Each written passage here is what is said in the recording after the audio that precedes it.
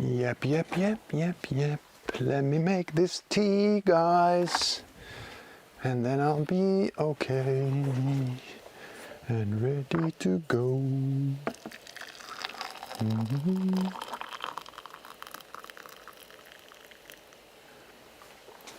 And then a little bit honey. And we are golden. Or a little more. Then a little bit.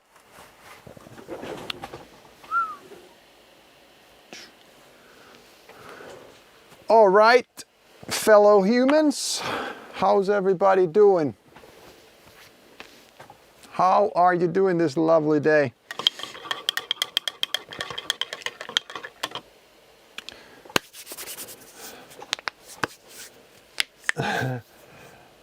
I am not drinking coffee today. I am here with a nice cup of tea. It is several kinds of licorice-ish tea. And yeah, checking in with you guys. It has been a great day here in Finland, despite our lockdown. It's the weather's been amazing, and yeah, I don't know, nothing to really be cranky about other than my own little inner demons because of striving to be better and not always getting there how I want to, and also not everything going like my thoughts want them to go, and that's hard for me. But outside of that and outside of the obvious quarantine stuff, it's great. I get to talk to you guys right now, and later on this stream I am going to call my friend and great producer Prof or Vladimir, and well, if he'll pick up after I'm acting crazy for a little while here. So good, guys, do you see the WhatsApp number? Feel free to answer questions, say hi, and if and when you do, tell your name and tell which country, for instance, you are messaging from, so I know who you are. I got a couple here that I'm gonna check right quick. I don't know about you guys, but being an artist is not about only making music, but for me it's always been also such an amazing opportunity to connect with people, and this is why I'm doing this kind of chat only stream as well. And I know many of you have asked, like, why don't I just, you know, play music? And yes, I love playing music and making music, and that's what I'll do in the other streams. On Monday it's going to be production stuff, and on Friday it's a DJ stream, but this is just connections. And I've read a couple of these messages that you've sent me already today. Somebody would love to go crocodile hunting or alligator hunting in the US, which I'm not going to do because I can't fly there right now, and then also I'm not really a hunter, and I'd rather let the gators roam free and alive. But I mean, thanks for the offer anyways. That's a generous offer. And not going to say who, but this is really heartwarming and makes me humble and proud. At the same time, somebody said that they are going through some hard stuff, and my call to them brightened their day a good bit. And if they got that from my call, I mean, right back at you. It's really good to connect with you guys like that, and any kind of talks give a little bit of insight into people's lives, and that's really cool for me.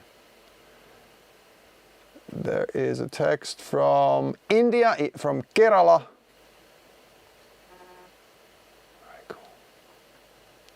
And now,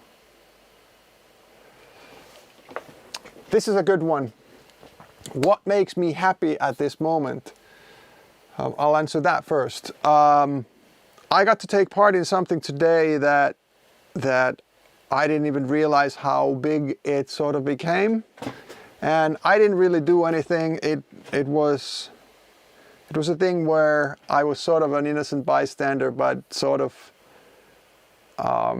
helping this thing to happen, and it made dozens and dozens of people happy among a rough work day and a rough quarantine time.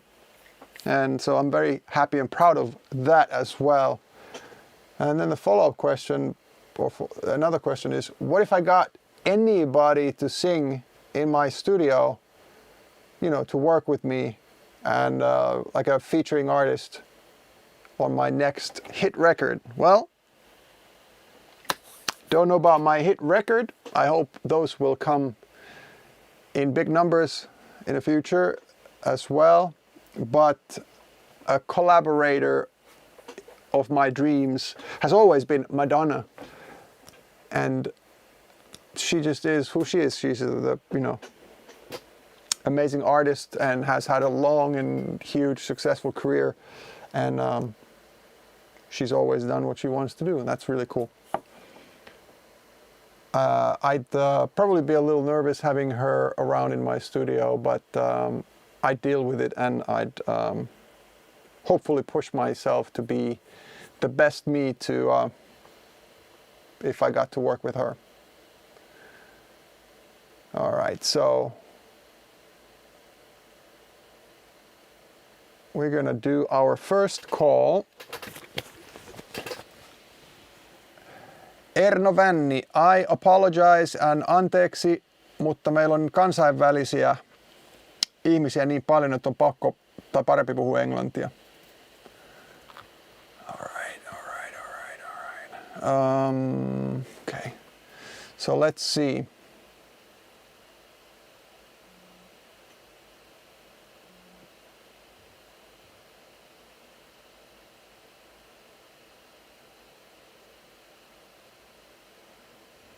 Let's see. I hope we work. All right, ringing. Yep. Hello. Hello. Is this Sanna? Hi. Can you Yes. talk? Yes. You sound quiet. You like you're whispering. I'm not. I'm talking. All right. Hey, this is Ville or Darude from Finland calling. How are you? I'm good, thank you very much. How are you? I am awesome. Yes, I have my cup of tea right here, and I'm starting to talk with you people and reading your messages, and I'm doing just great. I'm watching. You're from Sydney. Yes, I am. How's weather there right now? Oh, it's pretty nice actually. It's starting to cool down, but it's still nice and warm. It's nice. It's good. Cool. I've got a dear friend who lives in Sydney, a Finn who is working in the music industry there, and been obviously following throughout the year about all the fires and stuff, and now obviously you guys have the corona stuff going on as we do, and he's been quite far there, so it's sometimes hard when people you care about are that far, but at least I know that Sydney is a really nice city to be in. It is. It's a beautiful city, and we have had a lot of calamities going on this year, but you know, it's still a beautiful place to be. Absolutely. Hey, outside of Sandstorm, which track of anybody's could you take on a desert island and listen on repeat? Oh God, that's a tough one. Gotcha. Yeah, that's a tough one. I really couldn't pick a single track. Okay, do you have an album or an artist? I'm really like the older trance, like the older, I don't know, when Tiesto was still doing good trance, and Armin's ISOS albums and all of those. You can never go wrong with those. But there are some really amazing new ones as well. Yep. So it's really hard to actually pick. I have a massive playlist that's constantly on my computer. So when I sit down, I'm listening to like all these amazing tunes one after the other. Yeah, for me, I listen to, or I'm really happy about the sort of new wave of trance. Like while trance never really didn't go anywhere, but there's a lot of stuff coming out of Armada, which is maybe a little more on the commercial side, but there's also somewhat deeper and somewhat more progressive trance, but it's still sort of in the uplifting category that's coming out on many labels now. And we've had the Who's Afraid of 138 sort of vibe. Obviously there's that label, but otherwise as well. So it's been good for finding new trance as well the last couple of years. Yeah, no, it's great. I like the way it's taking a new direction as well. And I'm always out there trying to get people to love trance as much as I do. Yeah. So I'm good with that. I mean, I'm a 48-year-old grandmother who still loves the trance. So I'm good with everything that's coming out. Wow. Like I said, even I gotta grab that. 48 and grandma, you've got a couple of. I'm 45 this year, so I haven't been as quick as you. I have a 10-year-old and 2-year-old. Oh my God, no! Like my youngest child is 20. Nice. Wow. Cool. Yeah. Well, good on you. You've well, the flip side of that is that you are going to be done a little earlier as well as I am. So, upbringing, all my both of our still, teenage years are ahead of them and so on. So. Yeah, I could probably pick your brain about some stuff about doing right by the kids. Yeah. Well, you're more than welcome to pick my brain anytime. Nice. Look, it was amazing connecting with Sydney, and I hope next time I get to come to Australia, hopefully sooner than later, maybe we'll see each other, say high five, whether we can shake hands or not. At that time still, it doesn't matter, but maybe I'll see you on the dance floor or something. Oh, that'd be great. Look, we can put gloves on. Yeah, no exactly. one will know. Yeah, exactly. Cool. All right. Thanks for letting me call you. No, thank you very much for calling. You've made my night. All right. I'll see you later. Bye. Thank you. Take care. Bye-bye.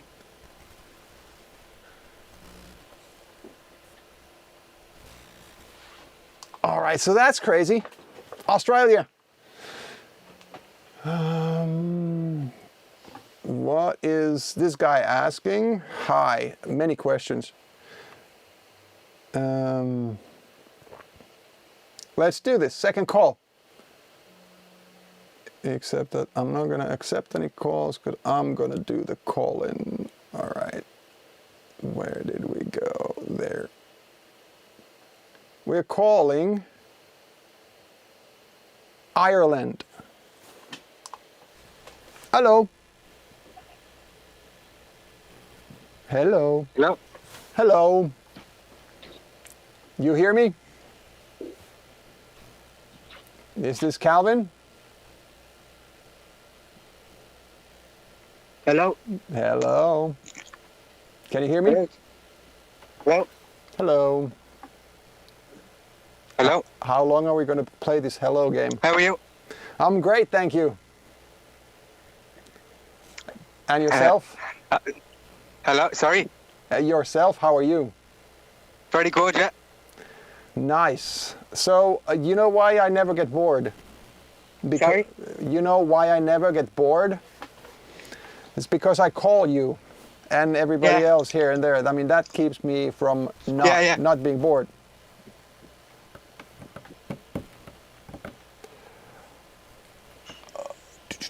All right, so what's going on in Ireland? Darude.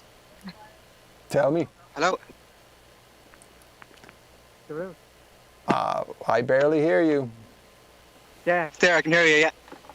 All right, so what's going on? Tell me something. Very good, yeah, just chilling out. Just went on a nice walk, listening to some of your music. Oh, cool.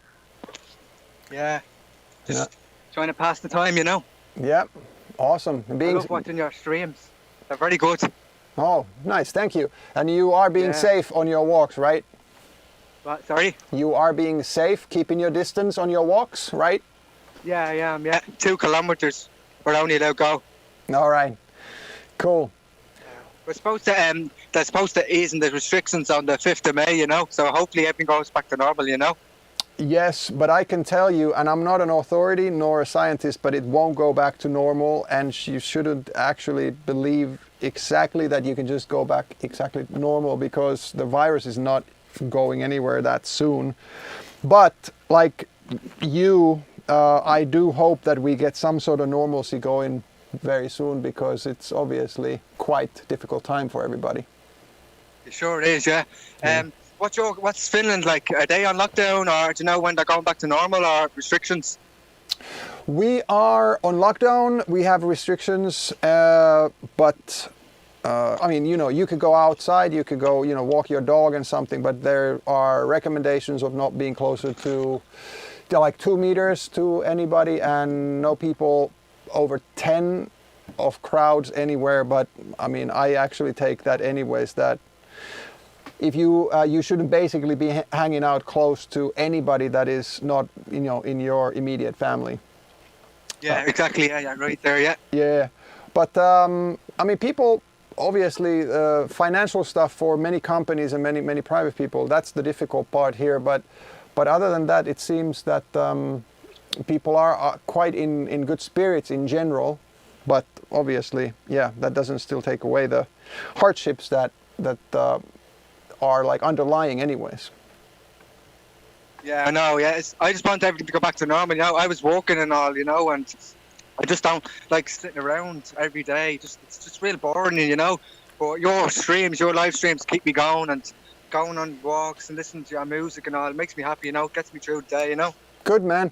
Hey, if you like my live streams, you should check out a couple of my buddies as well. And like later in this stream, I'm going to talk to one of my buddies called Prof. He's a Russian DJ producer, and we have a really sort of good group of those kind of people who I'm going to bring in this stream. And you should always check whether these people do live streams or if they have, you know, their Facebook and whatever pages, because there's a lot of talent in my sort of this producer circles, and I'm going to try and bring them in so that I can introduce them to people, and also people finding their stuff, because I think that people would definitely love their music. And last week I had a guy called Mayan, M-Y-O-N, and it's Mayan Music on Twitch, and you should definitely check out his streams as well if you haven't, because he's a really good guy, and he's a brilliant producer and a DJ. So yeah, there are many of us, and I know that's a good way of passing the time, and also you'll find a good bunch of people on these streams, on the chats as well. Yeah, you do, yeah. Cool, man. You know what, I'm going to let you go, finish your walk, and I'm going to talk to somebody else next, okay? Thanks very much for the call, Darude, yeah. No, thanks, brother. No problem. Later. Bye. Thank you, brother. Love you. Bye. Bye.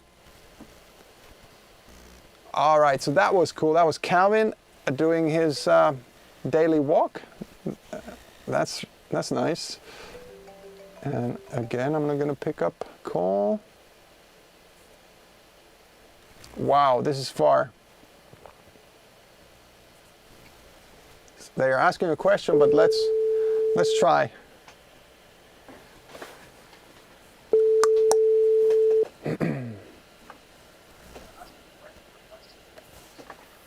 Hello. Oh, hello. Hey, how you doing? I'm great. How are you? And who am I talking to? Fine. I'm talking to Cesar from Dominican Republic, but I live in France. Oh, okay. Wow. Okay, cool. Yep. So you had a question. Yeah, I have 2 questions, I guess. I just ask you. Okay. Hit me. Yep. I don't remember which one was it. Hold on a second. I think the first one was, so if we are listening to the masterpiece of Sandstorm today. What, you are listening to the masterpiece of Sandstorm? No, I'm just asking if you're going to play it. Oh, no, I'm not going to play it in this stream, unfortunately, because this is a chat-only stream, and I'm also deliberately keeping this music less, so that I can leave it up on Twitch and YouTube and Facebook, because they do the copyright claims quite easily these days. All right. Yeah. Okay. So the second question was, which was your first software that you used to start mixing music? Okay, cool. Right in the beginning, I used an audio editor called SoundForge. That was one. And then I used something called Cakewalk, which now is Sonar. The same company makes that DAW, digital audio workstation. And then I used a thing called Fast Tracker, which is sort of a quite early on sampler that you could make music with within a computer. So I would say those were like my first couple of pieces that I started working on and started studying electronic dance music. Right, because sometimes I try to mix music and software that it's not quite easy. I try. Sometimes I get bored, so I just stop and start listening. Yeah, but do you mean making music or mixing music, like DJing? No, like both, like mixing and sometimes creating songs. Yeah. But the imagination is not like big up for you. Like it's not easy. Well, yeah, it's not always easy. Absolutely. So it definitely takes some time. It takes obviously the passion. You just want to make the music, not just make it because you think that you should or it's cool somehow. But if you do have the passion, don't just give up. It doesn't matter if this week or this month or even this year you can't get one song done or whatever, because at least 50% of the fun, maybe way more, is in the process of creating music. So you make mistakes and you correct them and you find sounds and you take sounds out because later you find it wasn't a good one or this and that. So keep at it if that's what you want to do. But at the same time, remember, you don't have to be into music like that either. You can just be a listener if you want to. Yeah, sure. We all have our own things. So I definitely don't judge somebody who doesn't make music. But I have a saying though, like sometimes when I ask somebody what's their favorite kind of music, they don't know, and I'm like, I don't trust the person who doesn't know the music they like. Definitely. That's to me is weird. But there are some people too, and I'm of course sort of joking, but because music is such a big part of my life, then that's why I can't understand a person who doesn't like music like that. Oh, thank you so much. Of course. Cool. All right. Well, thanks for getting in touch, and have a good night in France. Thanks, you too. Awesome. Bye. See you.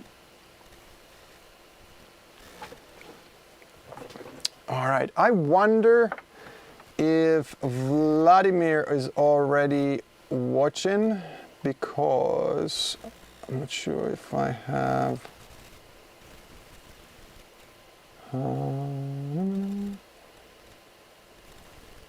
Yeah, I do. All right, cool. Cool, and who is that?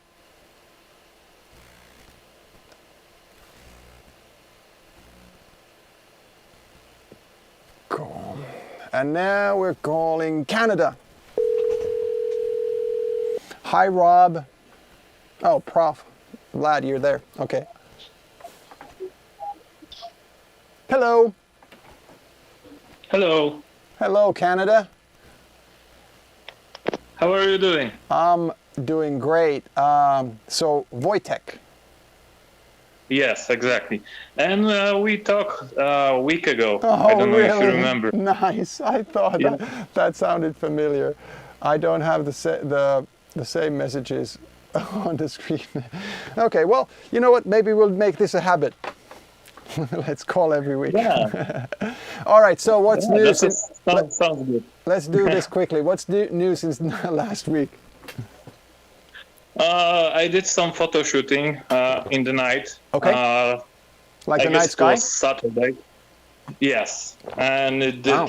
pretty good. I can send you a picture later if Cool. you want. Yeah, please do. And everything stayed the same basically. Okay.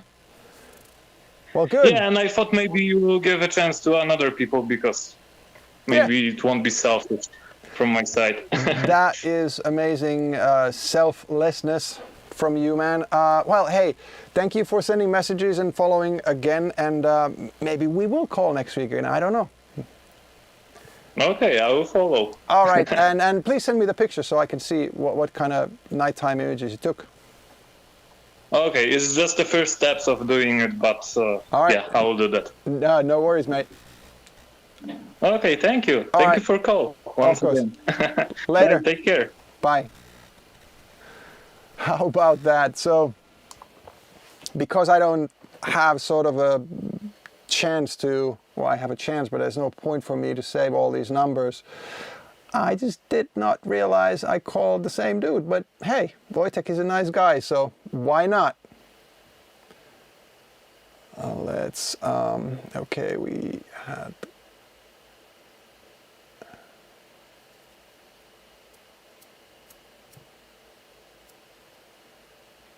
Cool. I think I'm gonna do one quick more call and let's see what Veeti has to say. Let's see. Bring, bring.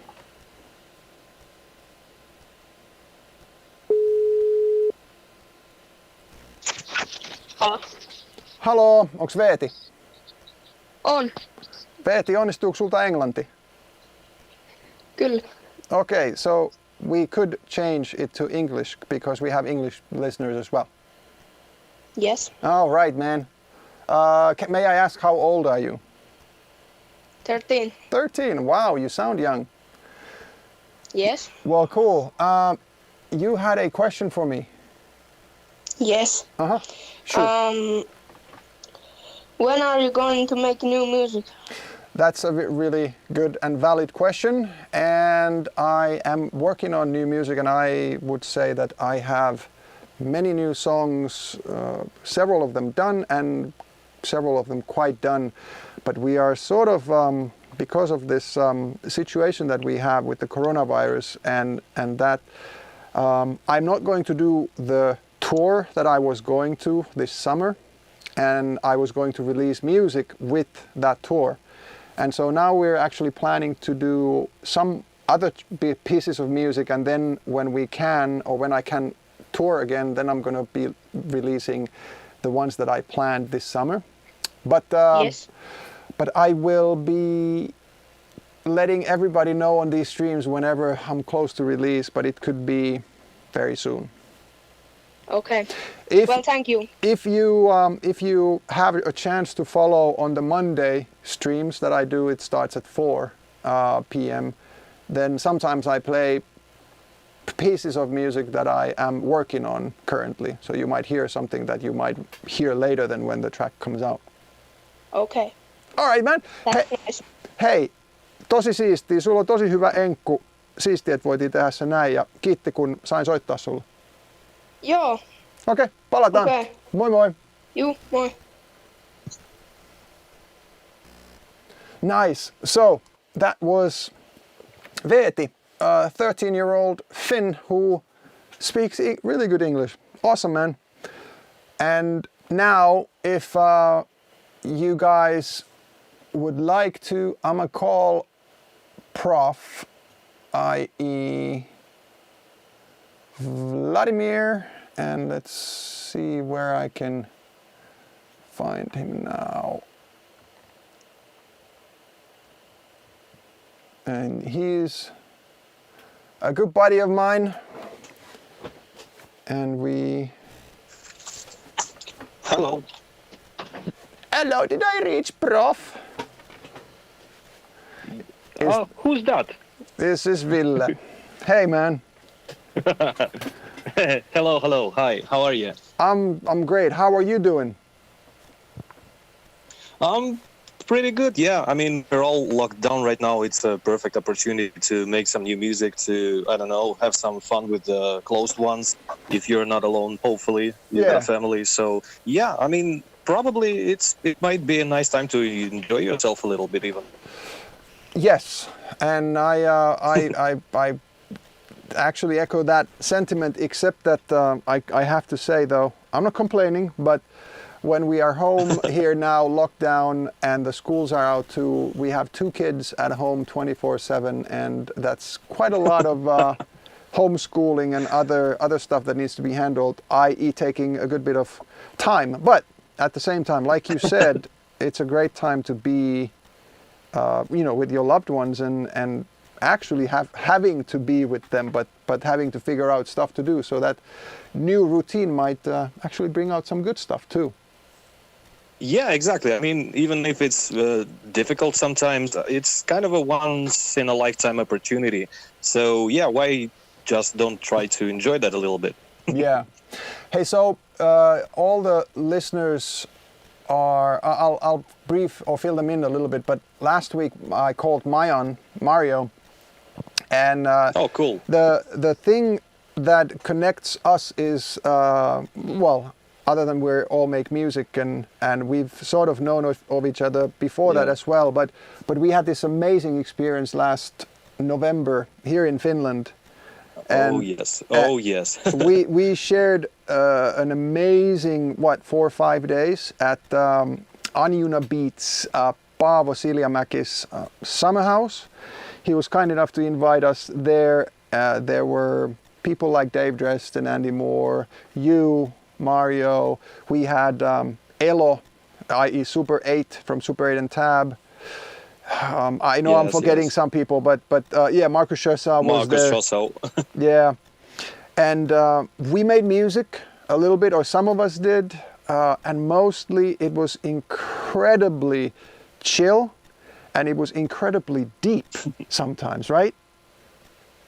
Absolutely. I mean, I don't think I had that kind of experience in my life ever. That was very, very special moment for me, and I'm still remembering that. I'm rewatching the videos, the photos, the pictures we did together, and also, even if none of those tracks we made together are like 100% done at this moment, but some of those are very, very close, and I'm really looking forward to release all this music we were doing there. Yes. Yeah, and I mean, so I just remembered Darren Tate was there as well, DT8. Yes, of course, and Igor was there. He is in charge of a lot of the mixing and other stuff on Anjuna releases. Jamie Pereira was there. Yes. And then like Orchidea. DJ Orchidea. Orchidea visited as well, and we had a crazy amount of crazy, talented, and amazing people swing by or hang out for the whole 4 or 5 days like you did. And you drove from Russia to Finland and back. And I mean, that's dedication. And do you know why I have a Subsequent 37 synthesizer right here, right now? It's because of you, man. Yes, tell me.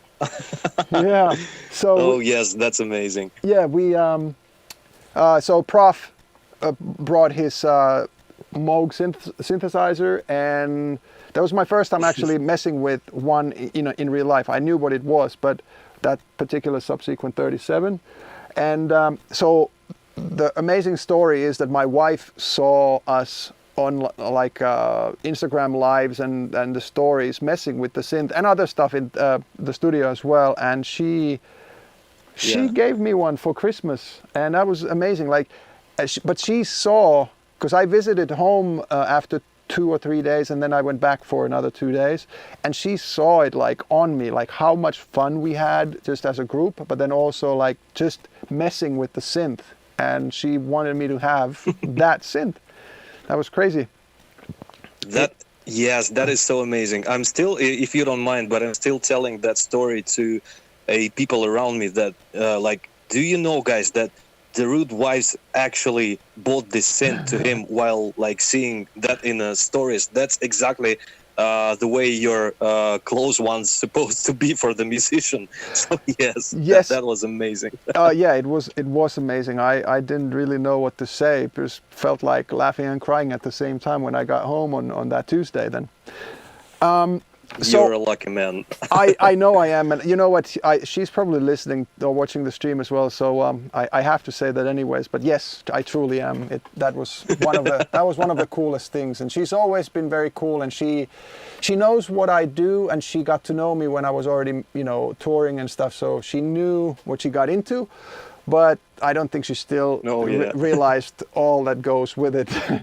But yeah, so I definitely. I'm grateful for that.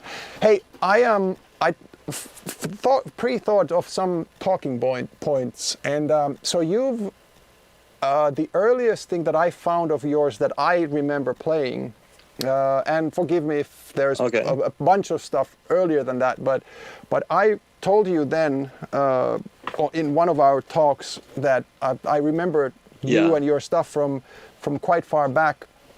And one of the first ones was Joonas Hahmo, Pitsi, and yours and Vadim Soloviev's remix on Hahmo recordings. Do you remember? Yes. Yeah, Pitsi, P-I-Z-Z-I. And I was wondering, did you come in contact with Joonas through Anjuna? Because his releases were quite early on Anjuna, or do you remember how he got you to remix the track? Yeah, I do remember actually. That was around 10 years ago or something like that. Yeah, 2010 was, I think the release was. 2010, yeah, I think so. So that was the time someone calls like the golden era of Anjuna Deep and progressive house, which was very melodic, very, let's say, summerish. And yeah, that was the time when I started to release my music on Anjuna Deep. That was my first like huge releases. I was very, well, not saying like young, but let's say unexperienced producer. I was very lucky to come on board of Anjuna family in 2008. And one of my favorite tracks that was released somewhere around that time was Joonas Hahmo's Cocktail Bar with a beautiful piano riff, if someone remembers that. Yeah. So, and I can't say we like became a great friends, but we were hanging out together a few times. I did a few gigs for him in Russia. We met a few times. He was playing this riff from Cocktail Bar on a very broken piano somewhere like on a backstage of the club we were playing together in Moscow, and I had this video somewhere in my archives. I'm not sure if I'll find that. So yeah, I mean, nice. That kind of relations will obviously like come up with something musical together, and we were actually thinking of doing collaboration, but it didn't actually happen for some reason. But this remix we did together with Vadim, who's a great friend of mine and a very, very talented Russian producer. He's not doing lots of music nowadays, but if he would, I mean, he will be definitely a big person somewhere around like progressive trance area somewhere there. I remember playing some of his stuff also, as well. So, yeah. He's actually a little bit more older than me, and he started doing music like before I came on stage. So he was kind of a mentor for me for the first time, actually. Great guy, yes. And yeah, and when Joonas asked me if I want to do a remix, we were sitting together with Vadim doing something. I'm not remember what exactly, but. And I was like, hey, dude, let's do that together. It's an amazing opportunity because this guy is like so talented. We definitely should try something. And yeah, we came up with this remix, and I'm still enjoying that. Like these days, like isolating myself is probably also a time to, let's say, make some retrospective on what you did. So I was re-listening to some of my oldest stuff to probably see the path I did for like this decade.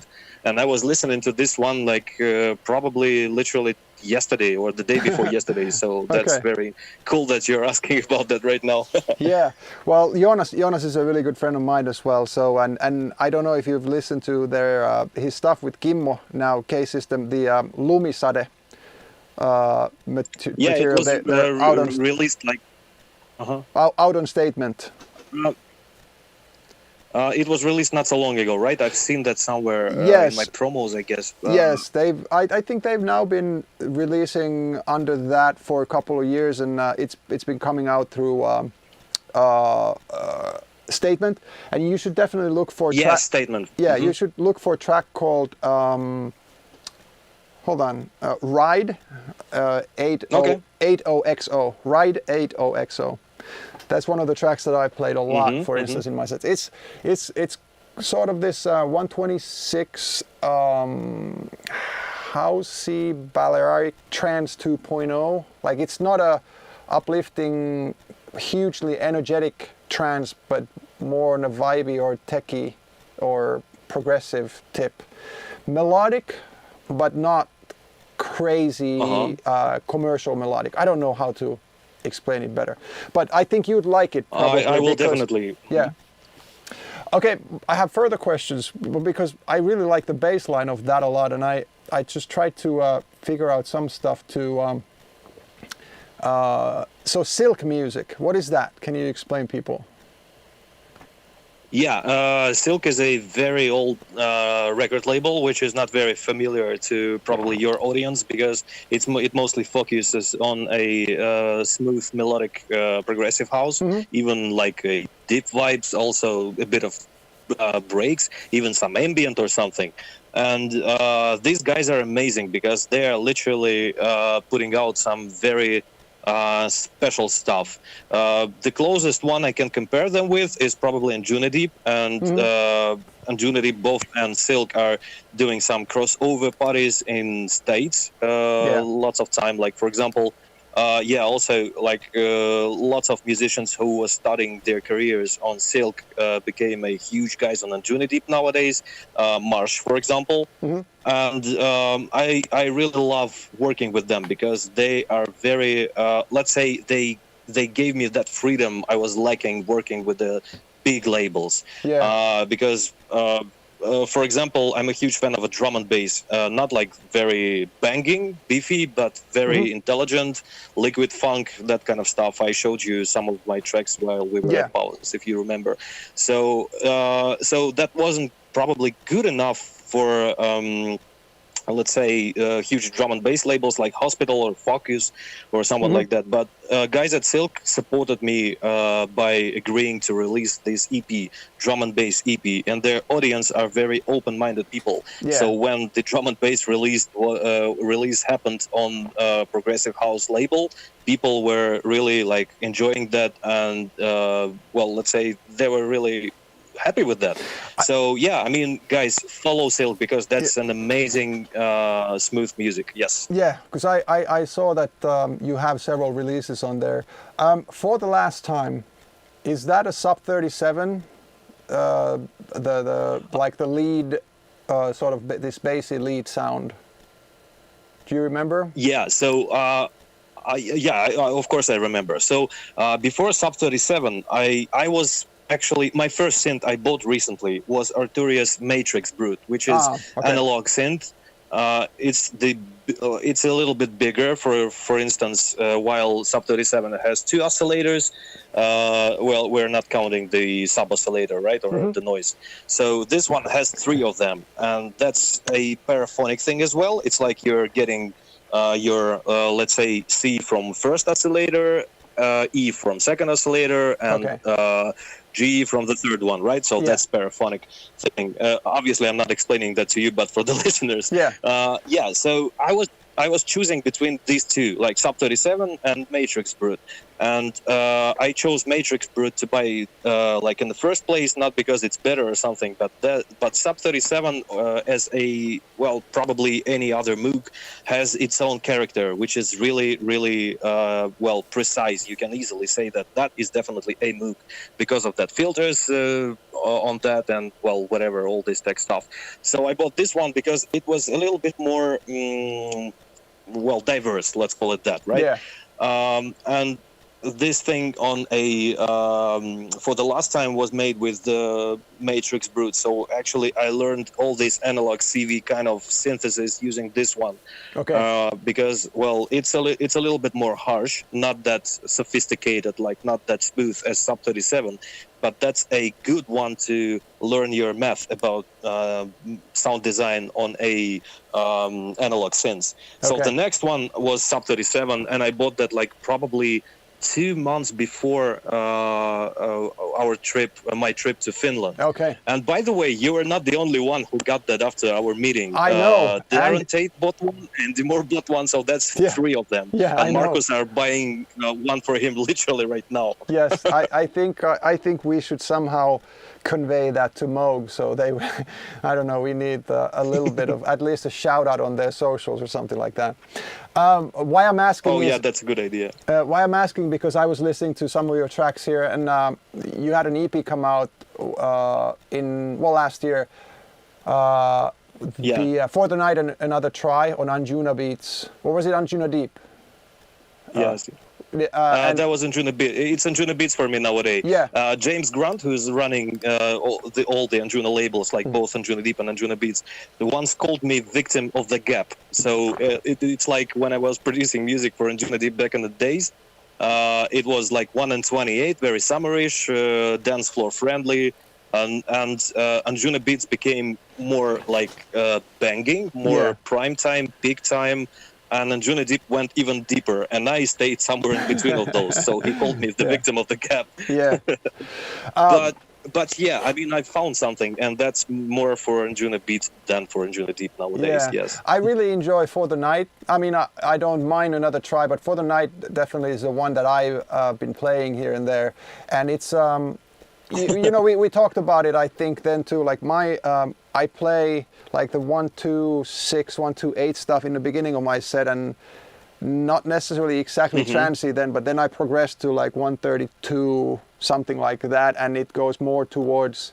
I just, you know, categorizing wise, want to say like on Armada trance, and then like some Suanda stuff, for instance, towards the end of my set. Yeah, So a little more energy maybe, but you know, for instance, your For the Night is just perfect for the beginning of my set. Just really driving, grooving, but not necessarily huge. Thank you. Huge, you know, build-ups and explosions. You know, and I think Yeah, of course. why I really.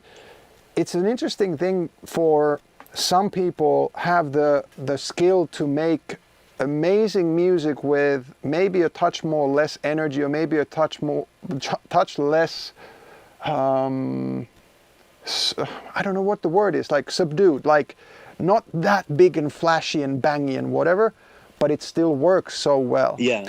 And like that's the thing where when you hear a DJ play a set, and if every track is like a huge drop after drop, and bang, bang, bang, it becomes so noisy and so big that towards the end of the set, nobody wants to get excited anymore. And that's why you need those records that just chug along, go like a train. Nothing big happens necessarily, but it still will take you. And I think the style of music that you make is really cool in the sense that because a lot of it is still melodic, it's far from boring, but it's sort of a huge skill to make music that doesn't take off all the time, you know? And every time I try to make that, I start filling the track with too much stuff and too many upsweeps and too many explosions, and I try to make it like everything at the same time, and then it just becomes more energy, right? Yeah, if I may, that depends on the perspective and the experience, because for me, it's completely the opposite thing. If I'm trying to do something really banging, like something that will work for a few thousands of people somewhere around 3 a.m. on a huge dance floor, it always sounds not big enough. I just can't force myself to make all these super sounds which will like covers the whole frequency spectra, all this layered kind of stuff. I was trying to do that somewhere like in the middle of the tens, like 5-6 years ago. I've released a few tracks like that, but every time I was trying to do music like that, I was feeling myself like I was just finished job somewhere in a coal mines or somewhere like that. I was exhausted.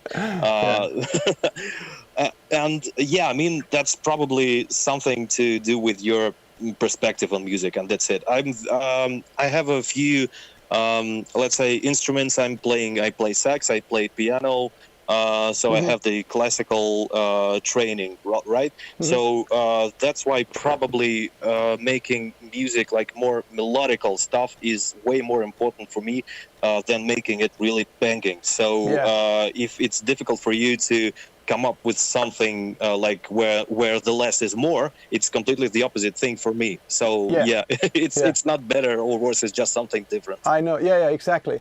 So for people who just hopped on and are wondering who am I talking to, this guy is Prof. He is a brilliant producer from Russia, and I was going through some of his releases here. I've played his stuff over the years here and there, and he's released on State of Trance, Anjuna Beats, Anjuna Deep, Silk Music, Statement, and Hahma Recordings, for instance. And I'm sure there are a lot more, but I didn't go through your whole back catalog. And no, that's more than enough to introduce me properly. Thank you. I am going to say this so that people will definitely get another sort of angle as well. One of your recent releases is the Armin van Buuren's "Let the Music Guide You" remix. How did that come about? That's a pretty cool placement for your name. Oh yeah, that was actually something to cross over our meeting in Finland, because my manager called me and told me that Armin wants me on progressive stage in Utrecht at State of Trance. That happened literally a few months ago. While I was driving back from St. Petersburg to Moscow, because I did that the trip took me 2 days, like on my way there and on my way back as well. So I was driving from Moscow to St. Petersburg, and then from St. Petersburg to Helsinki, and our secret place from 100 and something kilometers away. So and on my way back, my management told me that Armin wanted me to be on that stage, as well as remixing this anthem of the festival this year, recent one. And I mean, I was very shocked, because for me that's only the beginning, I guess, because I've kind of reinvented myself recently. Like I said, only 5 years ago I was trying to do that banging progressive trance 2.0 kind of music, which wasn't my thing, and I was feeling that. So I stopped for a moment, and when I started doing something that I'm really enjoying working with, I mean something that I'm actually feeling, that's when all the magics are started to happen. Our meeting in Finland is exactly one of those events that happened because of that. And to be honest, I was scared as hell while I was going there, because it's literally like when Paavo invited me in that kind of company with all you guys, I was very scared, because you are like a huge guys and I'm still a very upcoming lad. Knowing you well, dude, I mean, that's one of the coolest thing to realize, that you guys are amazing and beautiful human person being, like you, all of the guys who were there, and I'm very happy that I can call you friends now. And getting back to that remix, Sub 37 is the main lead there. I knew it. I think do you have Sub 37 on For the Night as well? No, that was Matrix Brood. That's the Brood.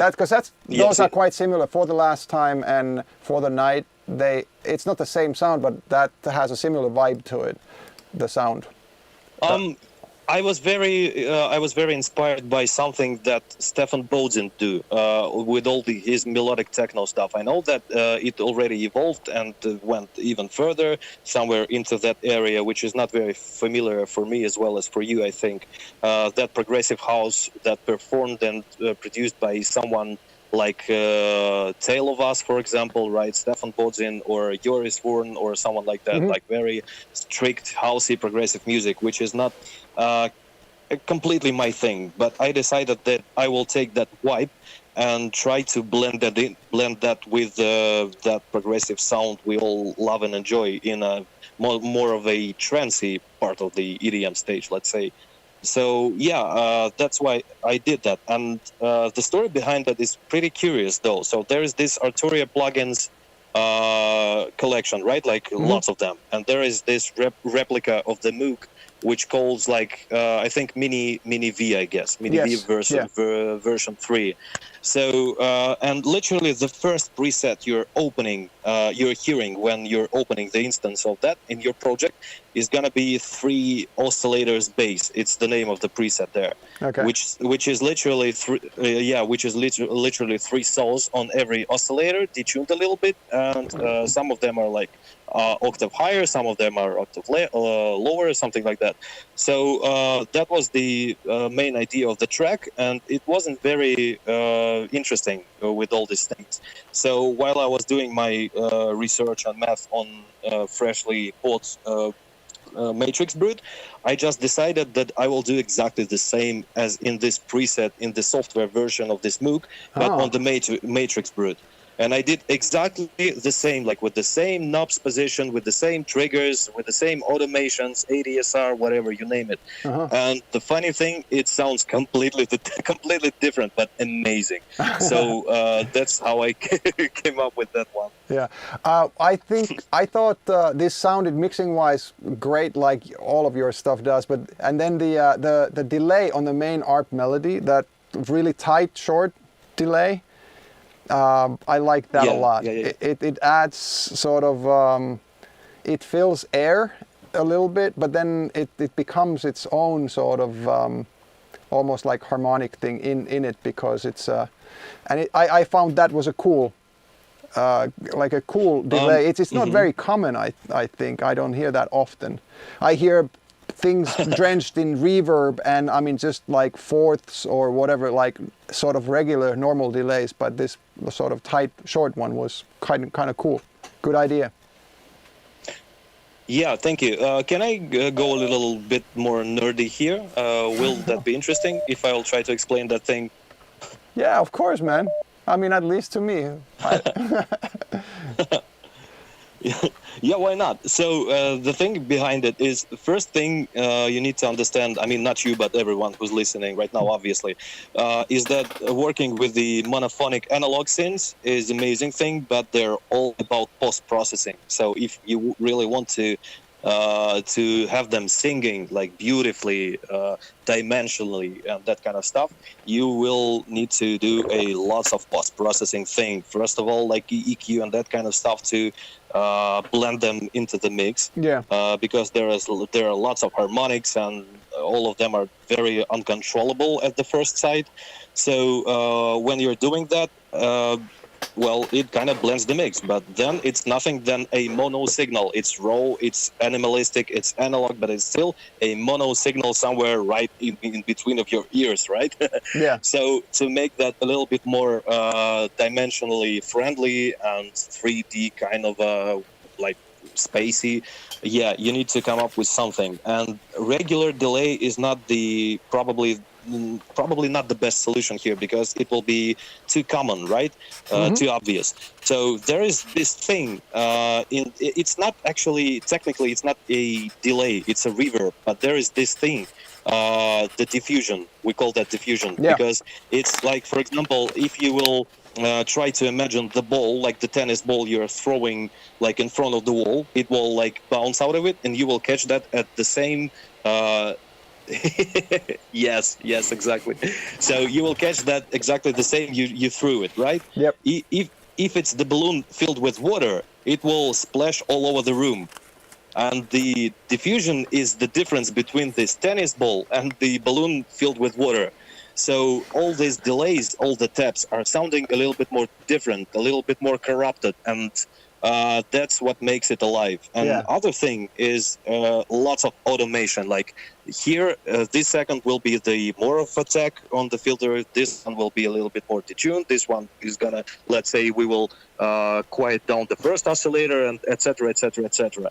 So to make analog synths live, you just need them to change every time, and all of these delays and automation is exactly the way that does that for that. So yeah, stop on the nerd thing. Next one, please. Cool, man. Thanks for that. I think I learned something too. What I really appreciated getting to know you, face to face in person there at our little nerd gathering was also how humble you are and your great vast knowledge of pretty much everything there is to know about mixing and compressing, EQing, tweaking the analog and plug-in synths. And I really highly appreciate a fellow nerd. And what was cool about that weekend was that while you say, and I agree, there were some, big legendary names like Dave Dresden, for instance, or pretty much anybody and everybody who were there, but it was so chill. There were no egos. They were not only left checked at the door, but probably outside the country or something. For anybody who came outside the country, yes. It was really nice, and the knowledge that was shared and discussed about the amount was just crazy.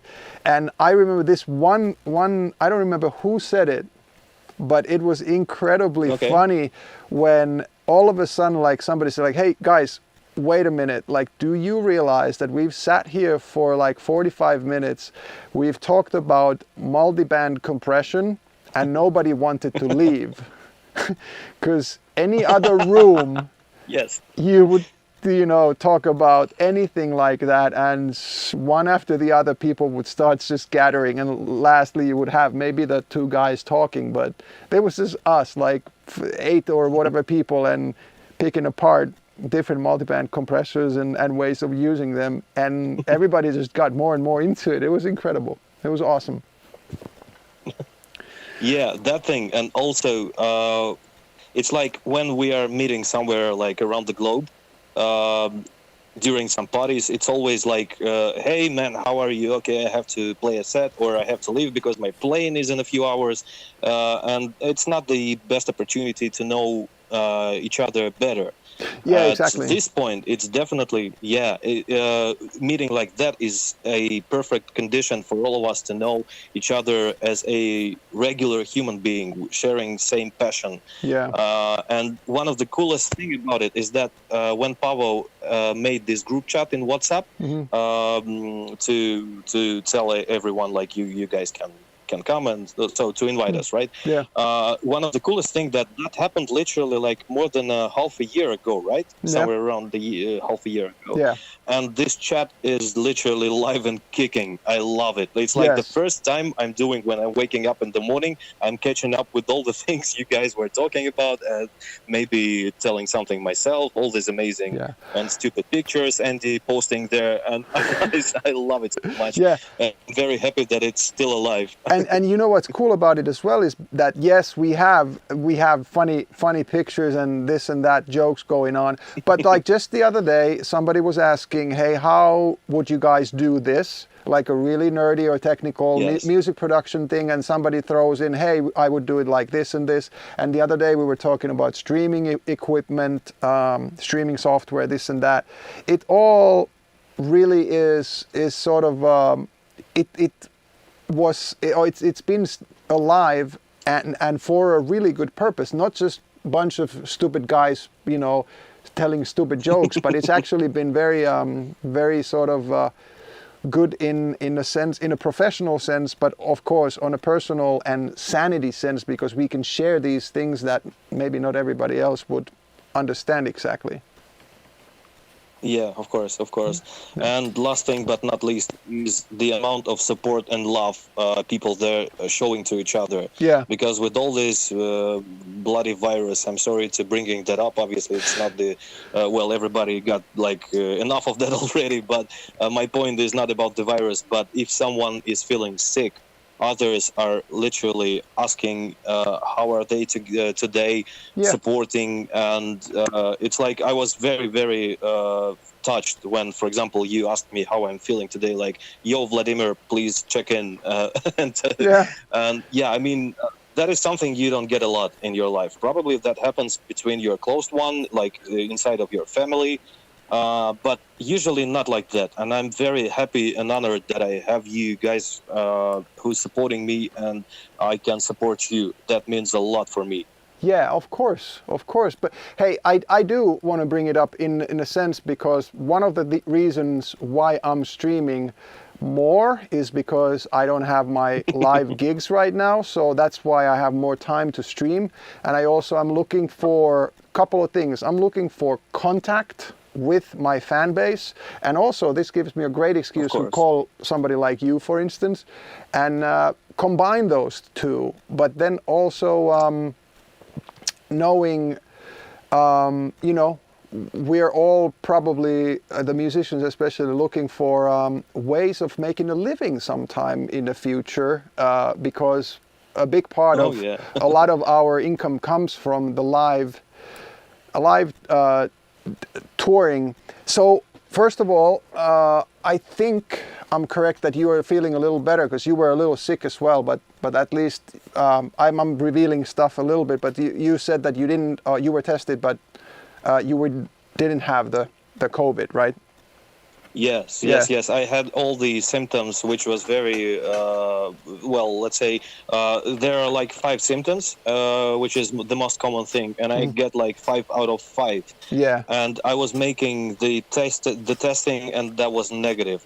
So, but I was still feeling myself not very good. So I made a different other tests, like the blood tests. And well, my blood was like perfectly fine, but there were lots of these cells inside my blood, which your immune system generates when it's in danger. Yeah. But since it's the old ones, that meant that I had something not long ago, like recently, some virus, but it's gone now. Okay. So. Yeah, right now I'm not sure if that was a COVID or something, but I got my man, like close friend who's working in a Russian rescue service, who told me that all this COVID thing was already a big thing in Russia, even before the New Year, somewhere around December. Yes. But it wasn't like was bringing up by the media a lot. Like, can you imagine? Like, we have the border with the China, which is like 4 or 5 times longer than the whole European Union combined. Yeah. So that's why Russia was supposed to be the first country to get that a lot. So probably I already had that, because why I was a little panicking about that, because I was feeling sick, not like for the week, which is usually a thing, right? You're feeling sick for the week, and then you're feeling better, and then it's gone. I felt that for a month, and even more, like months and a week. Every time I had this 37.2, 37.0, the feeling that someone was dancing on my chest while I was sleeping, and all that stuff. So that's why I did all these tests. That's why. And maybe, just maybe, it's some kind of an aftershocks of something I had before. Since I'm a young dude, I'm perfectly healthy. Probably it wasn't very symptomatic for me. And I was just one of the lucky guys. I don't know. Yeah. But right now, anyway, my parents are living outside of the Moscow in a small house, like in the middle of the forest, and I really, really want to leave this place at least for a few weeks. I'm in Moscow because it's very depressing. Like sitting in this apartment by yourself. I feel like these walls are already pressuring on me. So I really want to leave that to at least have an opportunity to have a walk in the forest, for example, speak to my parents. But I can't allow that to myself right now because I'm not sure. And if I'm not like 100% sure, if it's like 99%, I'm not doing that at all because my parents are obviously not young as me. Yeah. So yeah, definitely not right now. I think that's a very responsible thing to do, and I'm nobody to say anything like that to you or anybody else, but I do feel like that if you can't be sure, and in a way you can't really, unless you've somehow quarantined yourself for, say, the last, like fully quarantined, last 2, 3, 4 weeks, and then you could somehow go somewhere without touching anything or seeing anybody up close, which is kind of impossible these days, almost. But anyway, Yeah, it's absolutely important. yeah. Mhm. So, well, thanks for the update, and I mean, you sound a lot better now that that I imagined, like last week even still, or the week before when you said that you were quite sick. But hey, I wanted you to give chime in, and now I'm letting the people. There's a question that I wonder about our live performances and DJ performances and stuff. It's interesting because every DJ jumped online and is doing streaming now. Well, not every, but a lot of Oh us, yes. right? And we're doing it with different equipment. Some are doing it with phones, some do have microphones, or some do have line signals, some don't. Some have a huge, big technical setup and the quality is great and this and that. But almost nobody is actually making money doing that. And I'm not saying that we should right now be crazy, rich and making money, because everybody's suffering. But the reality of the situation is that at some point we need to find something that replaces the live gigs income. And is say live streaming going to be that or part of that? And then if it is, what kind of thing do you see? And also everybody there listening, what would you see me or Prof or anybody else do live in a live stream that would make it valuable enough that you would want to pay for it? Because now every DJ plays either for free for themselves or they do charity things on those bigger events. I don't think any DJ is making money out of DJing right now online. Mhm. Do you Yeah, understand my so question? obviously, And sorry, one more thing. I hope my question is fair, because I'm not here like, hey, give me money. That's not my point. I'm just thinking in general for the broad performance and DJ sort of scene, because that's what was taken away from us, like our performing live in front of a crowd, and obviously the other way around. The crowd can't go and see us live in a live event right now. yeah, of course, I understood the question perfectly, because obviously that was one of the first thing that came up in my mind as a musician slash DJ slash producer as well. Mm-hmm. And of course, if you can't do that and you still need to earn some money, at least, well, for example, I don't have kids, right? I don't have wife, but still, for me, it's an internet, the cell phone, the groceries, whatever, taxes. So lots of things you still need to pay for, despite that, despite that you don't have an actual job anymore, like as a DJ. So yeah, I mean, first of all, it's perfectly fine to have these questions inside you. And because I think that if you're a professional, if you dedicate yourself and your life for some cause, you need to be paid for it if you provide something. And obviously you provide lots of things as a DJ producer. So what I'm doing right now is, well, let's say the most obvious thing is valuable is the knowledge, is the way I see that, because probably people are not paying for, let's call that, the DJ. I know that they're obviously paying for promoters, etc., but let's make it simple. So they're paying not to hear someone, but to hear someone in a proper obstacles, like in a huge club with a bar where they can buy something to feel themselves as a part of the huge crowd on the dance floor. So I don't think that playing music online is something that you need to, well, charge people for. But as a huge experience you have, all these years you spent on producing music, etc., maybe, just maybe, you might consider on doing, let's say, even private lessons or something, because I'm not sure if I told you that I'm a music teacher. I teach music, for classical music. I teach electronic music. I teach sound engineering, sound design, etc., So that's what I was doing for the living before this COVID thing threw up on us, and that's what I'm doing right now. So when we will finish our conversation here in a few hours after that, I will have a few lessons online. Yeah. And if before we were doing that in a school, like in a studio, sitting together, which is way better, obviously, than doing that online. Right now, I'm doing that online, and there are a few streams I'm doing for free on my YouTube page, and I'm thinking of moving that to Twitch as well, because Twitch is amazing. But some of those are very like in depth with lots of answers for the question from the audience, even if it's not like two persons, like with the student teacher and no one else. It can be very educative. For example, in a few days from here, I'm doing a Russian stream. My school organizes. We're going to produce some commercial music for the like TV, radio, that kind of stuff, and with lots of explanations about that as well.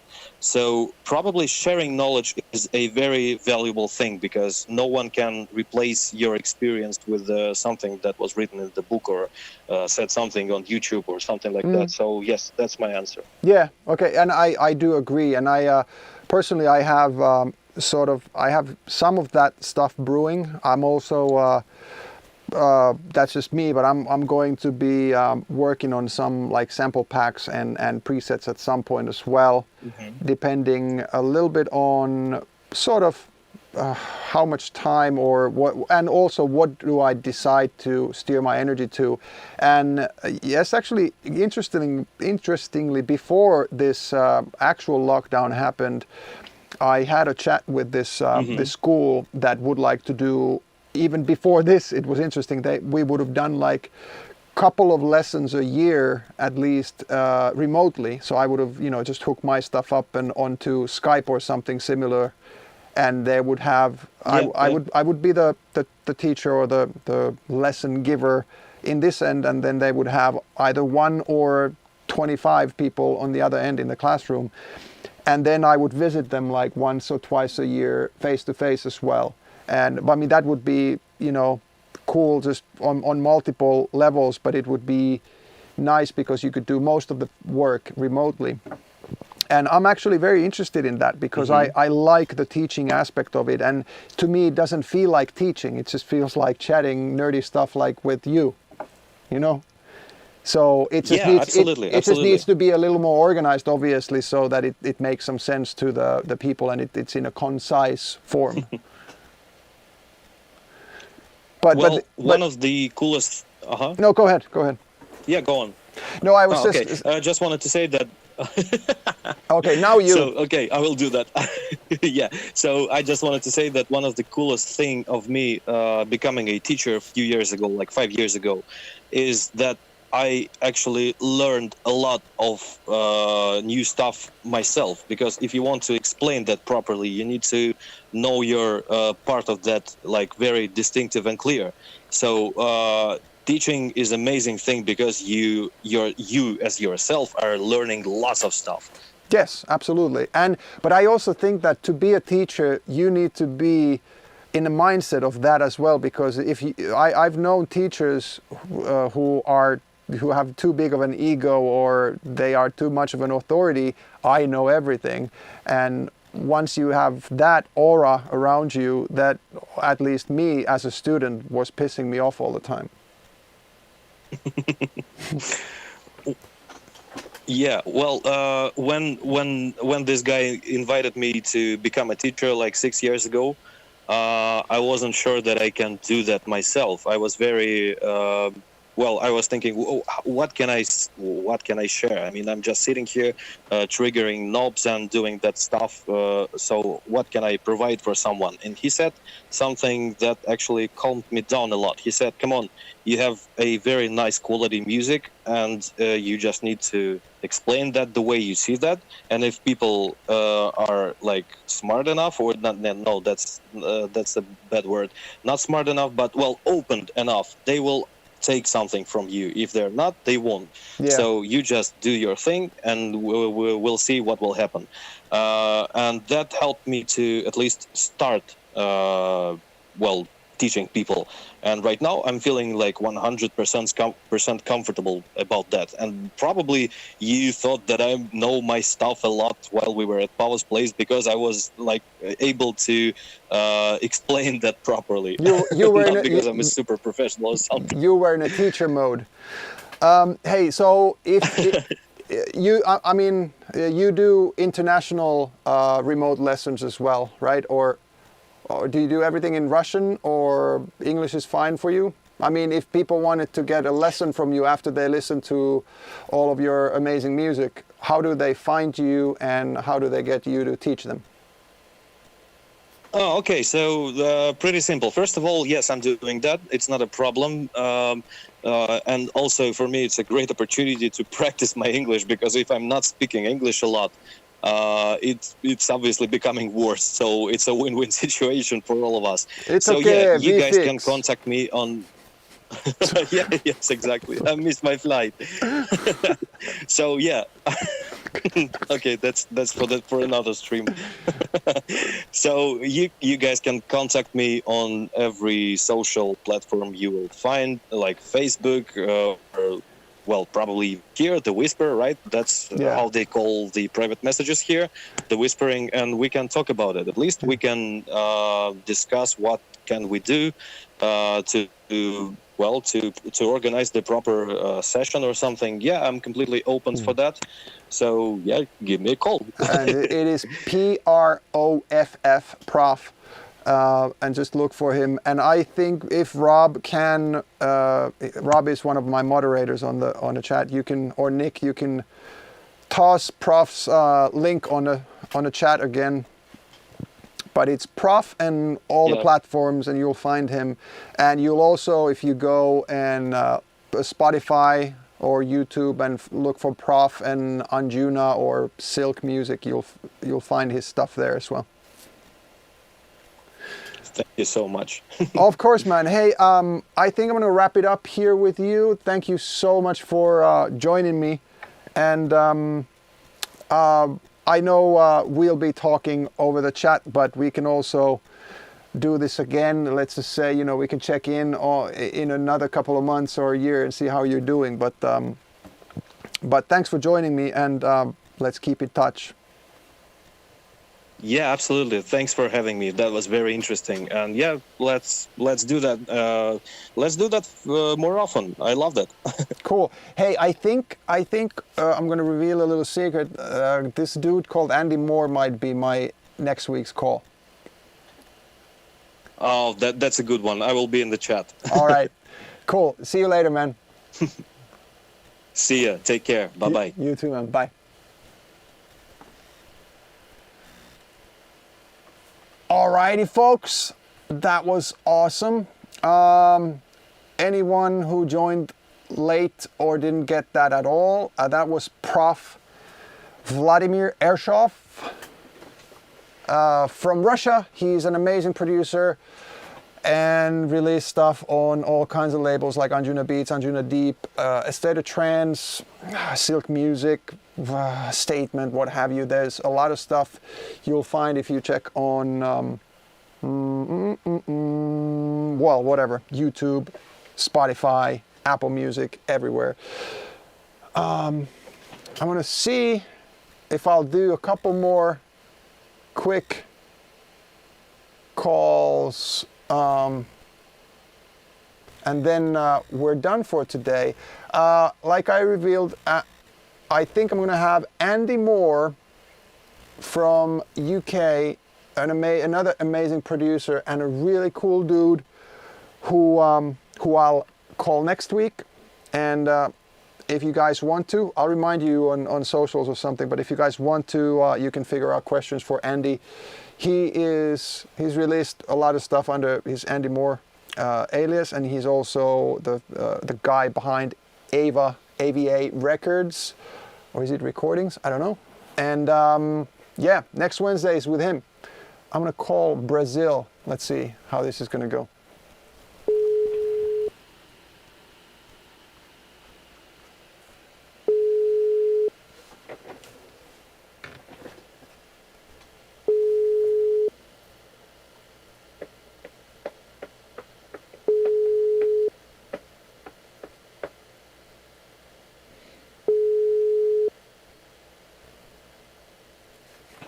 All right, all right, all right, all right.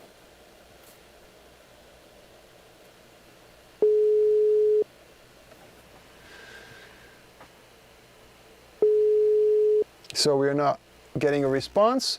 It's okay, we can do that another time. Sorry, Brazil. This is really interesting for me, people. This concept of 3 different streams, and I understand some people don't want to listen to this chatting and the messages. Some people might want to do the production stuff, and some people might enjoy these chats more than the DJing, or the other way around. But I am going to give this a good couple of months at least, try and see if this goes somewhere, because I find these chats for me are really cool. You know, connecting with you guys, and then also giving you a little window of my connections with somebody like Prof today, or Mayan last weekend. And we're just regular dudes. We have regular sort of hopes and dreams and issues. And when we talk to each other, don't think that, hey, that guy's a big DJ or the great producer. We just talk and we share info and share passion mainly. And I think today's world of technology, regardless of the lockdown stuff or whatever, but this has maybe triggered more of this, but it's quite cool that we can share stuff like this so directly. It's actually quite insane. Like when I was a kid and I listened to radio and I watched movies and stuff, everybody who was huge, they were so far not approachable at all. There was no way you could have talked to any one of your idols or people you admired for their music or their movies or whatnot. And today there's quite a lot of opportunity to just listen to a stream and talk to somebody either via text or call them. And I find this, from my perspective, quite cool. Obviously, I need to control it somehow so I don't let people call me day in, day out, but at least I get to check into, I don't know, France and Canada twice for the same person and whatnot. So it's really nice. Somebody here is asking if you can fix somebody who doesn't know how to sing to become a credible sort of superstar singer. And the thing is that it's a twofold answer. I think you can fix quite a lot of stuff. Like people can be very out of tune and their timing can be very off, but I am one of the best examples of bad singers that are almost impossible to not make a good singer. And yes, there's vocal trainers and coaches and whatnot, and it's possible to correct somebody's very basic flaws. But I have been in music industry professionally for quite a long time, and over that whole time, periodically, I've checked in my own singing, and while I can sometimes even hold a note quite okay, or at least enough that I can tune it to be good enough, but it's not about the tuning for me. Like I can do all kinds of tricks to my vocals, and it is hard to fathom that anybody would ever say that, oh, that's a great vocal, if you hear me, however tuned and processed it is.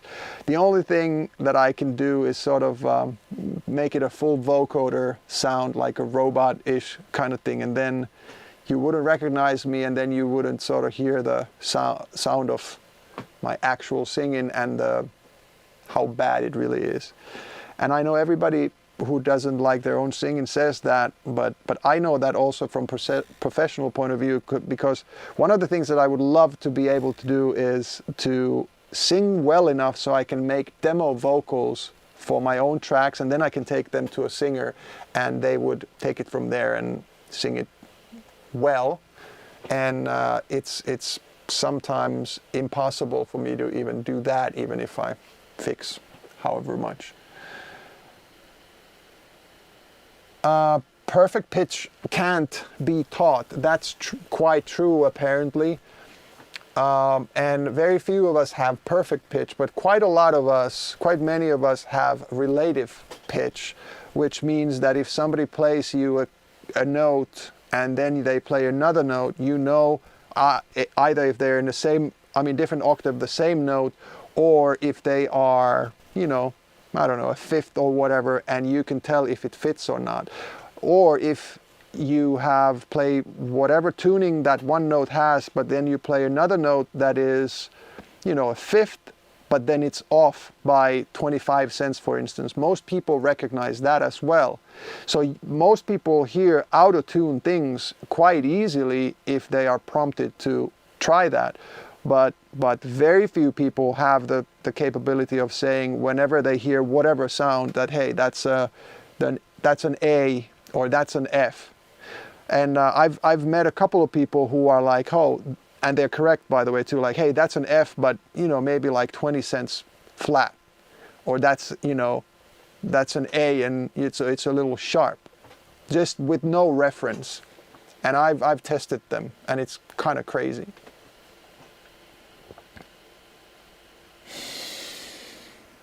All right, so there are a lot, but hey, so one more thing back to the singing. You have to remember, though, that there are great songs that are solely based on the singing capability and the tone of the singer's voice.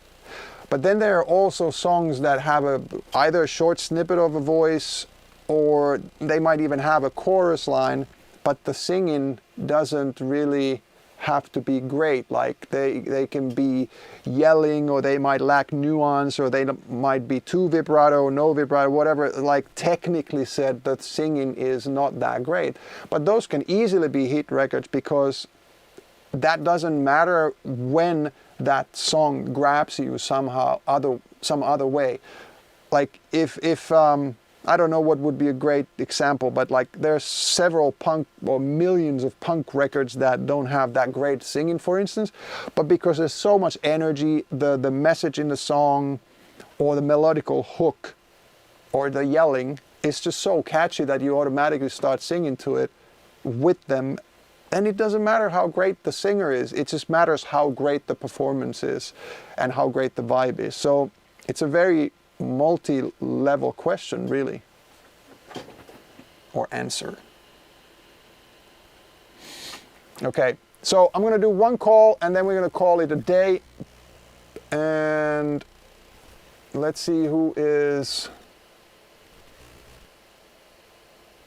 I hope I didn't call this person before, but I don't think so. Let's see.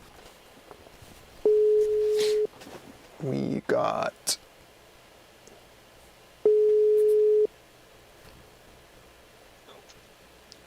Hello. Martin? Yeah, just a sec. Let me just turn off your voice. Are you? Hey, man. Yeah, do you hear me? I can hear you. You sound like a little far away, but probably I am too, because I'm not talking right to my phone. No, I will say something else. Just a sec.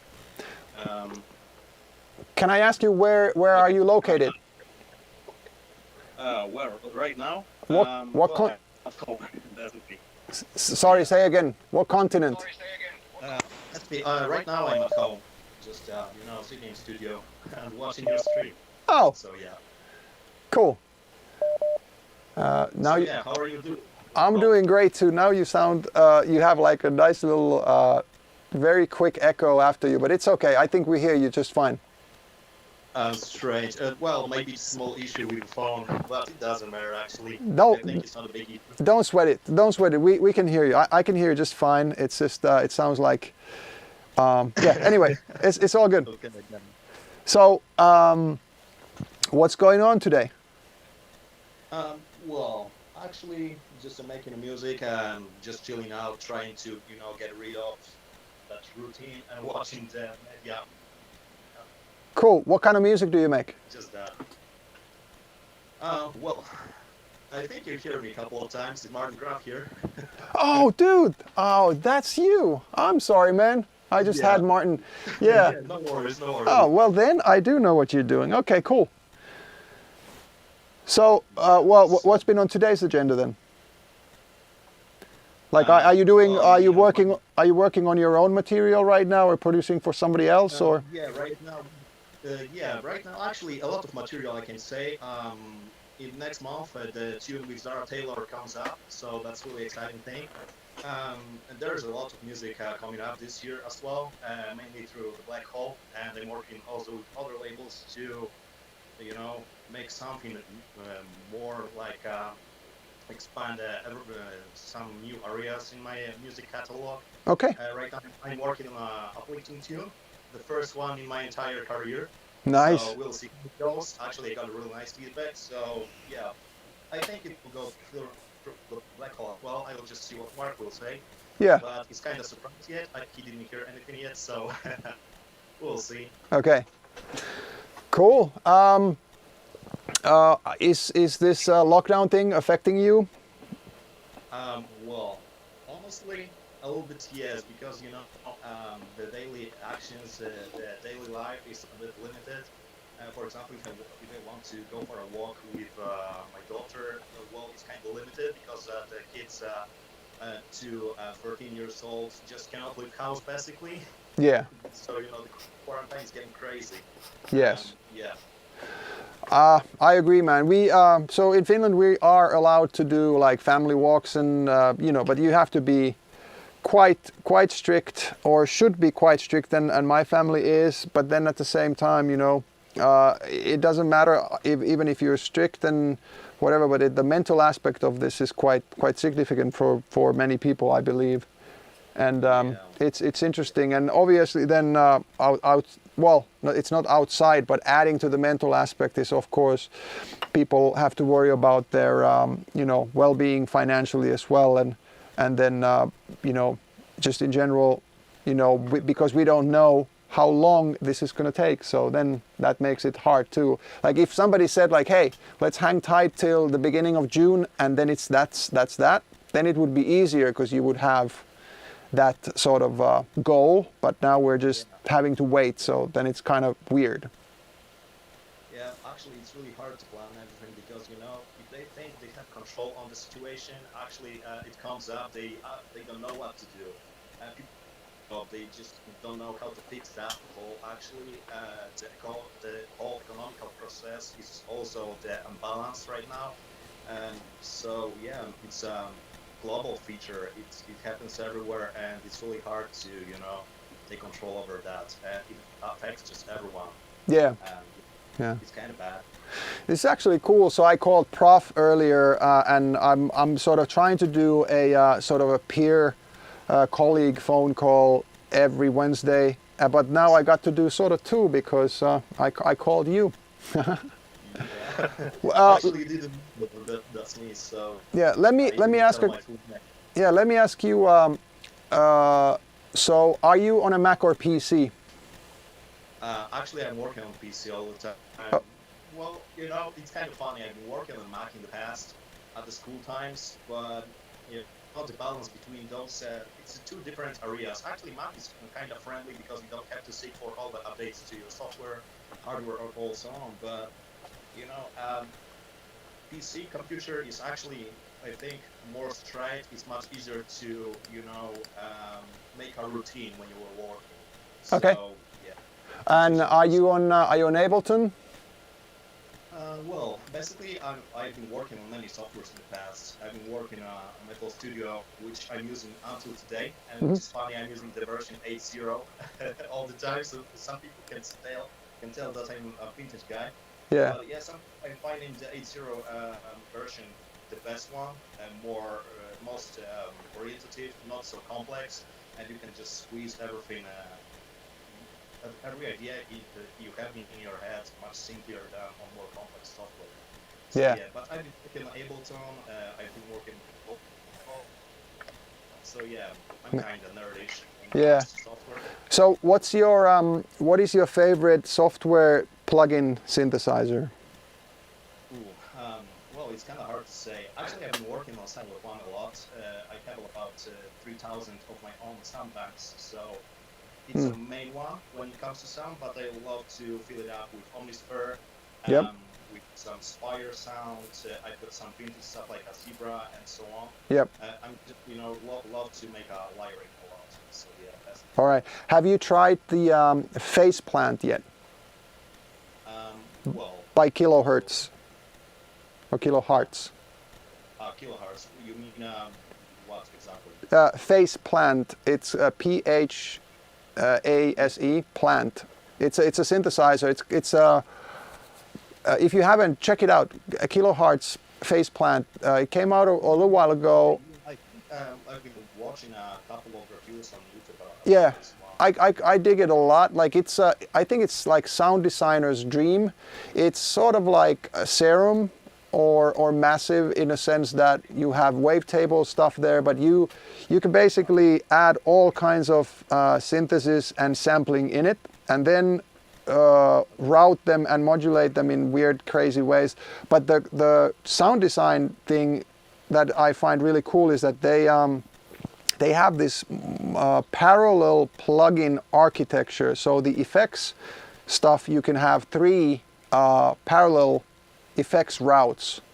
So effects chains that you can basically divide the sound to, and then you can process different parts of the sound or whatever in a different way. And I'm not sure if I'm explaining this correctly, but I understand what but it's pretty cool, and I'm not saying it's as good or the same as, for instance, Serum. I think it's as good, but it's a little different. They all have their different things, but if you like Serum, for instance, you would probably like this as well. Highly recommended. Okay, I'll try it out. Yeah. All right, and then one more thing. Outside, if it wasn't for the quarantine, do you tour as a DJ as well, or do you just produce? Well, mainly I'm sitting in the studio. The point is that getting abroad requires you to have a bigger name, right?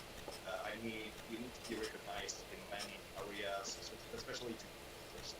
And basically, there are numbers, and I've never been a guy who would invest into the PR profile. I mean, I didn't pay for adverts and so on, so I've been just like a guy who more counted on that people, if they will be interested in that kind of music, they will find me eventually. Mm-hmm. So, I'm not the good target for promoters, so playing abroad is kind of, tough thing. Yeah. And one actually is, well, I don't want to describe it in a bad way, but there is not so many parties that could be, more thematic oriented. So, I mean, the typical good house parties. I mean, there is a couple of really nice festivals and so on in Poland, I agree, but not enough to showcase all the talents around, Yeah. So, and also the promoters are paying just a really low fee, so... Yes. Yeah, I get that. The big recognized name abroad, then the chance of getting good offers in Poland is not so easy, so... Yeah. So I'm working on music most of the time, making a musical adverts. Sometimes I'm making melodies for other producers and so on. So yeah, mostly like a nerdy way. Cool.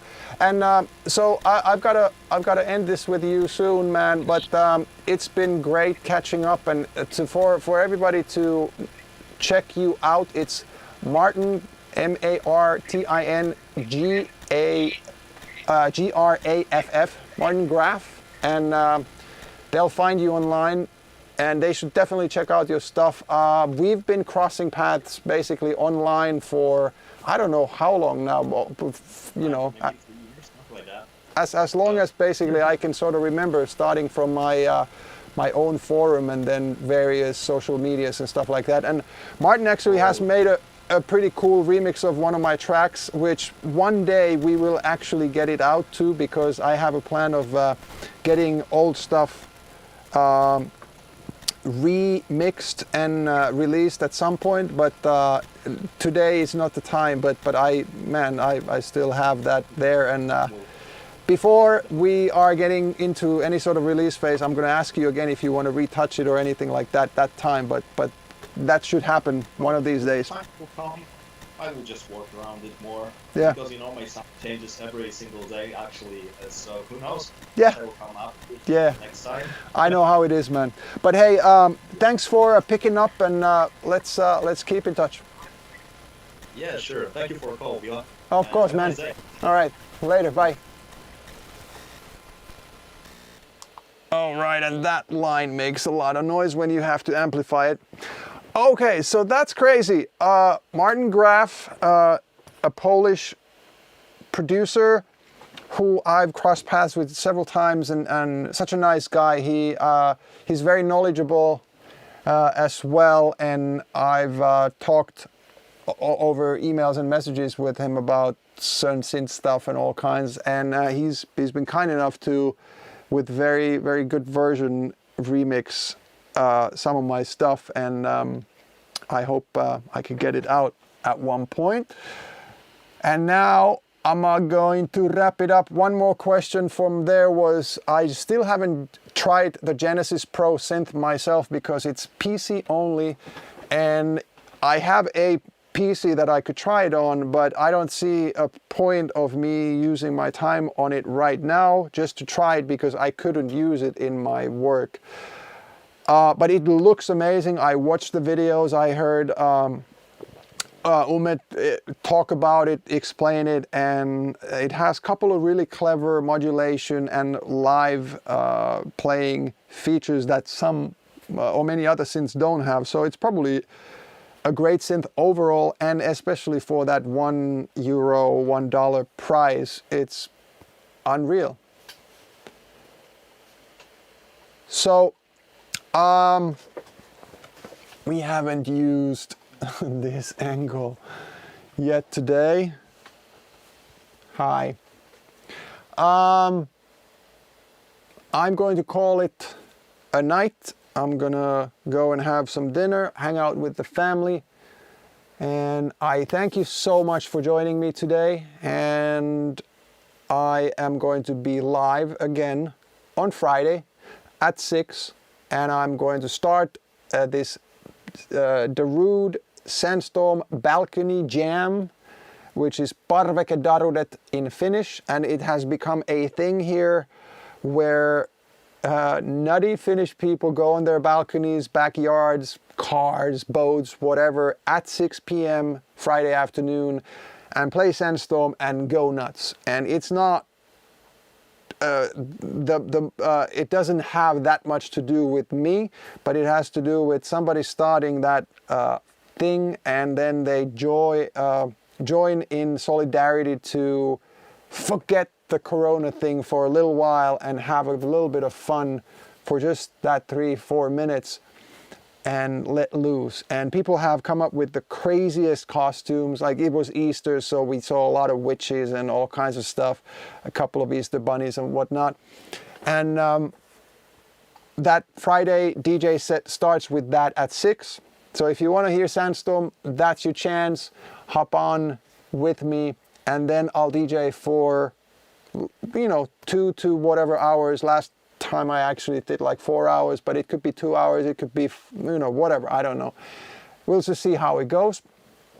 And 1 or 2 times ago I played sort of a classics set. Then the other time I played classic trance, or like not classic trance necessarily, but like 2000s and so on, trancier set. And last week I played more or mostly new stuff that I checked promos from Suanda, Armada, Anjuna, Vanded, whatever there were, and Ophelia, and played a set of those last week. And I haven't decided actually what would be this week, but join me there on Friday at 6 p.m. Finnish time.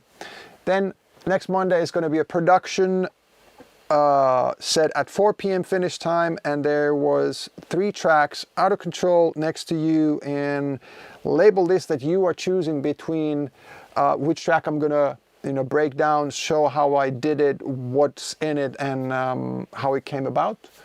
And that's that. Wednesday this again, and Andy Moore is going to join me next week. Thanks so much, everyone. Be safe. wash your hands, do everything you need to do to stay safe and be safe to others, and we'll get through this, right? All's good. See you next time.